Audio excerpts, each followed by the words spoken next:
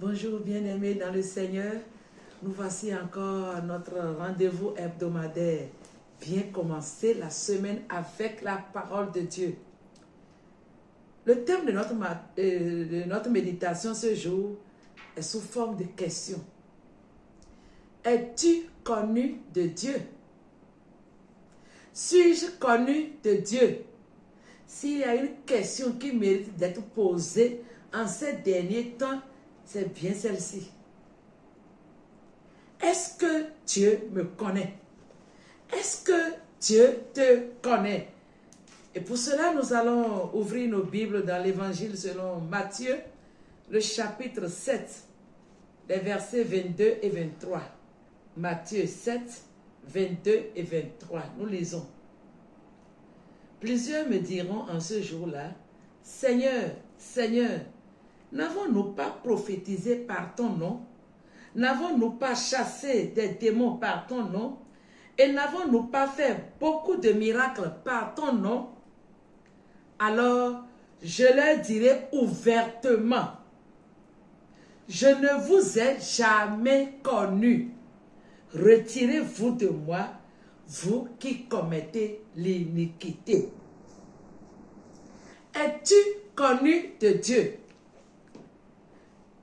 Ce passage nous interpelle tous, que nous soyons chrétiens, que nous soyons pasteurs, que nous soyons apôtres, que nous soyons prophètes, quel que soit le titre que nous portons. Nous devons nous arrêter un instant et analyser notre vie et nous poser cette question. Est-ce que Dieu me connaît malgré tout ce que je fais pour lui? C'est un appel à l'introspection personnelle. Est-ce que je connais vraiment Dieu? Est-ce que je marche dans l'obéissance de la parole de Dieu? Ma foi est-elle authentique? Que signifie connaître Dieu? Être connu de Dieu va au-delà des activités religieuses.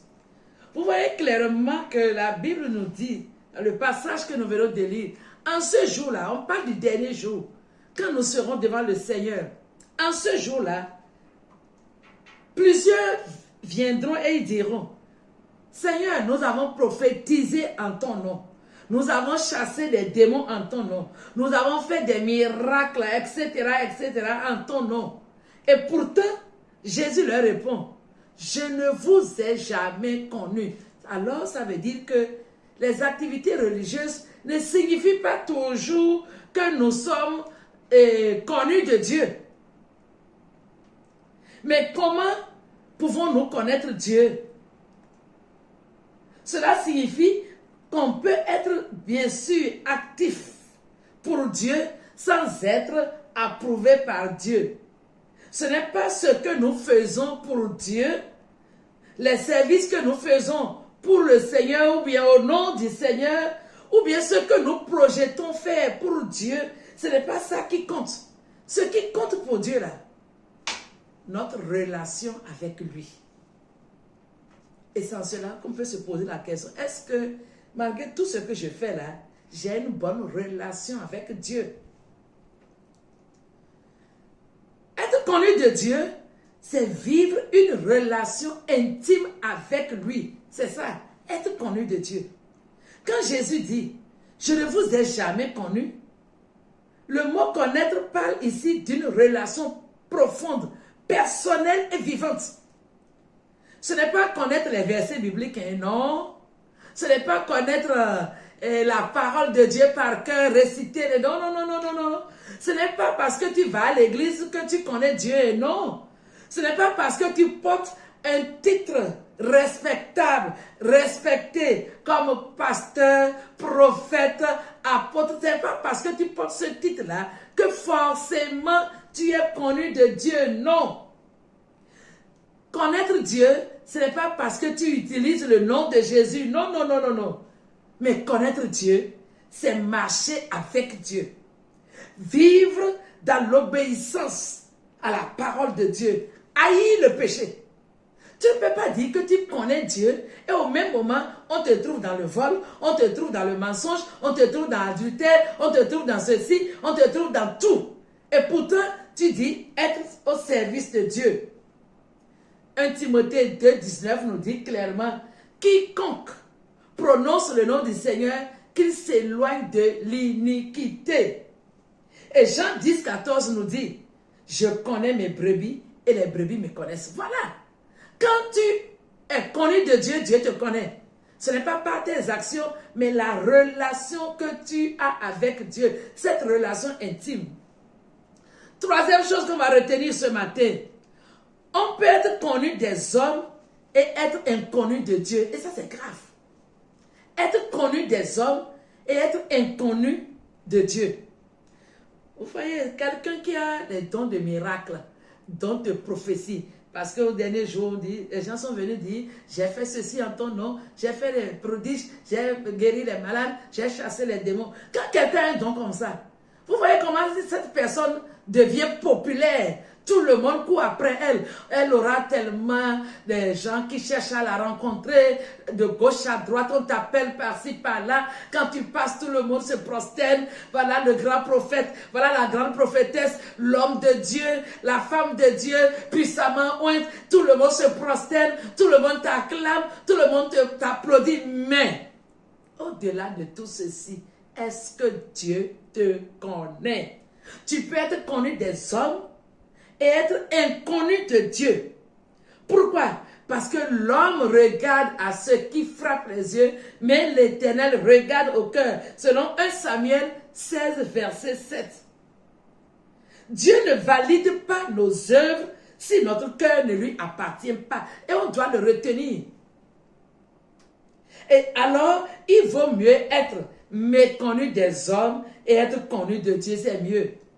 Est-ce que ton nom est-il dans le répertoire de Dieu? Malgré tous ces honneurs que les hommes te donnent, malgré tout ceci, est-ce que ton nom est dans le répertoire de Dieu?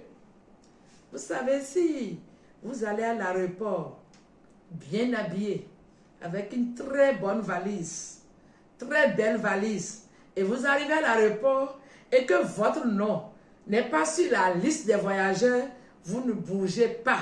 Vous n'allez pas embarquer. Pourquoi? Parce qu'on ne trouve pas votre nom sur la liste de ceux-là qui doivent voyager. Il en est ainsi. Tu peux être connu, applaudi, tu peux être recherché. Si Dieu ne te connaît pas, tu es l'homme ou la femme la plus malheureuse. Je préfère être méconnu des hommes et être connu par Dieu. Alors ce matin, frères et sœurs, au dernier jour, ce jour-là, il n'aura pas de titre devant Dieu. Il n'aura pas l'apparence devant Dieu. Chacun se présentera seul face à Dieu. Et ce jour-là, Dieu ne te demandera pas combien de fois as-tu prêché. Combien de j'aime avais-tu lorsque tu postais? Combien de j'aime tu avais lorsque tu faisais des publications? Combien de téléspectateurs te suivaient? Ce n'est pas ça que Dieu te demandera. Il te demandera une chose. Ton nom est-il écrit dans le livre de vie? Est-ce que Dieu te connaît? Il ne te demandera pas combien de personnes t'appelaient pasteur, combien de personnes t'appelaient servante de Dieu vivant, combien de personnes te reconnaissaient comme homme de Dieu, comme chrétien, comme chrétienne. Non. Est-ce que ton nom est-il écrit dans le livre de vie? Tu pourras dire peut-être, Seigneur, j'ai toujours été à l'église. J'ai toujours participé à plusieurs programmes d'évangélisation. Seigneur, j'ai beaucoup investi dans ton œuvre. Seigneur, par mes prières, beaucoup ont été guéris. Mais si tout ceci n'était qu'une façade, le Seigneur te dira, retire-toi de moi, car je ne t'ai jamais connu. Jésus dit, je ne t'ai jamais connu. Je ne t'ai jamais connu. Que le Seigneur nous aide, bien-aimés dans le Seigneur. Je voudrais que chacun de nous puisse réfléchir et voir, est-ce que ma vie chrétienne est authentique? Ou bien je joue aux apparences? Suis-je sincère dans ma relation avec le Seigneur? Ou bien, ce que je présente, j'ai un autre visage. Si ça n'est le cas, si ça n'est ainsi, demande pardon à Dieu.